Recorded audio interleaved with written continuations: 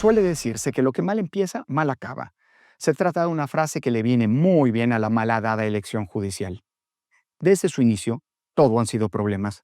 empezando por el hecho de que es el resultado de una reforma aprobada por una mayoría parlamentaria fraudulenta que se construyó mediante una interpretación jurídica realizada por el INE y por el Tribunal Electoral que distorsionó el postulado constitucional de que ninguna fuerza política debe tener la capacidad de modificar por sí sola la Constitución,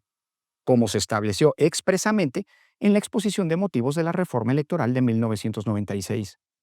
Una interpretación incorrecta que permitió que el bloque oficialista, que recibió el 55% de los votos en la elección de 2024, alcanzara un número de diputados que representa el 74%, casi un 20% más de la Cámara Baja, y con ello una sobrerepresentación que le permite hacer con la Constitución lo que se le antoje. Además, la mayoría calificada con la que se aprobó dicha reforma en el Senado se construyó a partir de la compra, el chantaje y presiones sobre algunos senadores de oposición que, por las peores razones, terminaron adhiriéndose a la iniciativa querida por el morenismo. El proceso electoral inició en septiembre de 2024, cuando aún no se habían expedido las normas reglamentarias del mismo por parte del Congreso. En efecto, la ley electoral se reformó hasta mediados de octubre de ese año, prácticamente un mes después, con lo que se violó el principio constitucional de que las leyes que regulan un proceso electoral deben estar publicadas a más tardar 90 días antes de su inicio, como una condición elemental de certeza jurídica. Por otra parte, el Poder Judicial no hizo, como lo señala la Constitución, el nombramiento de las candidaturas que le correspondían. Pues otra vez, el Tribunal Electoral, en abierta violación a lo que establece nuestra norma fundamental, le confirió esa facultad al Senado de la República, con lo que todo el proceso está marcado por una grave inconstitucionalidad.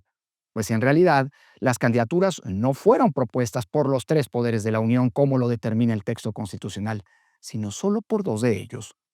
Adicionalmente, el INE y el Tribunal Electoral han venido tomando una serie de determinaciones que violan abiertamente las reglas, los procedimientos y los criterios de los que depende la transparencia, la certeza y la confianza de los procesos electorales que se han venido construyendo en las últimas décadas. Así se determinó, por ejemplo, que los votos no serán contados por los ciudadanos que, habiendo sido insaculados, integran las mesas directivas de casilla, algo que nunca antes había ocurrido y que vulnera el principio básico de la ciudadanización de las elecciones, sino que serán contados por los consejos distritales del INE. Como consecuencia de lo anterior, por primera vez en 30 años, en la noche de la elección no se tendrán resultados, ni siquiera de tipo preliminar. Se determinó también que las boletas sobrantes no serían inutilizadas al término de la jornada electoral, con lo que se abre la posibilidad de que éstas sean llenadas ilegalmente con posterioridad a la votación. Se reconfiguró la geografía electoral y se estableció que cargos con competencia nacional, como los jueces y magistrados especializados en competencia económica o en telecomunicaciones, serán elegidos en algunos distritos judiciales en particular, no en todo el país, con lo que se rompió el principio básico de toda elección democrática, el igual valor de los votos de todas y todos los ciudadanos. Ahora, por el contrario, el voto de los electores tiene un peso distinto dependiendo de dónde residan. Así, el de los capitalinos vale más que el de los ciudadanos de los otros estados porque aquí se elegirán más jueces que en el resto del país. Como lo advertimos muchos el año pasado, cuando el morenismo avanzaba atropelladamente en la aprobación de la reforma, muchas de las candidaturas están vinculadas abiertamente con algunos partidos políticos y gobiernos, sobre todo el oficialismo, con grupos de interés, e incluso algunas de ellas, ahora se sabe, hasta tienen nexos con el crimen organizado. Lo anterior, entre muchas otras aberraciones que ponen en riesgo no solo la integridad democrática de este proceso, sino también la certeza y la posibilidad de que el voto se ejerza libremente. Pero por si lo anterior no bastara, en los días recientes, conforme se acerca la jornada electoral, se dio a conocer que contraviniendo las prohibiciones constitucionales porque tienen impedido intervenir en el proceso, algunos partidos políticos, dirigentes partidistas, funcionarios públicos, cuentas de redes sociales vinculadas al oficialismo e incluso varios gobiernos, han venido difundiendo plantillas o acordeones con los números de las candidaturas por las que se llaman a votar. En muchos casos ni siquiera se ponen los nombres de las candidaturas que se promueven, sino solo los números con los que éstas aparecen en las boletas, lo que, además de ser ilegal, porque se están utilizando recursos y estructuras gubernamentales y partidistas, constituye el peor ejemplo de un voto corporativo.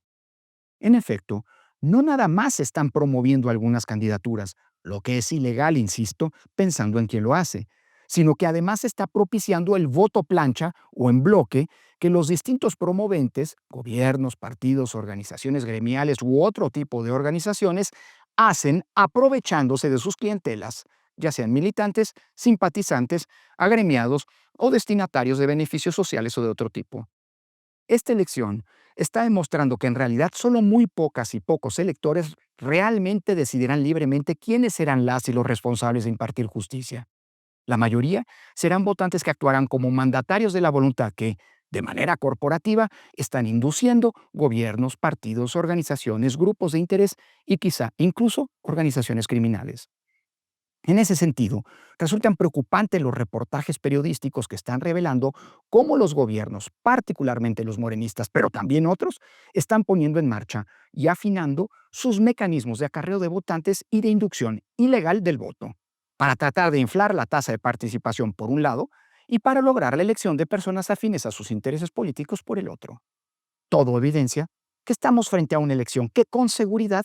pasará a la historia como la mayor simulación democrática de nuestros tiempos.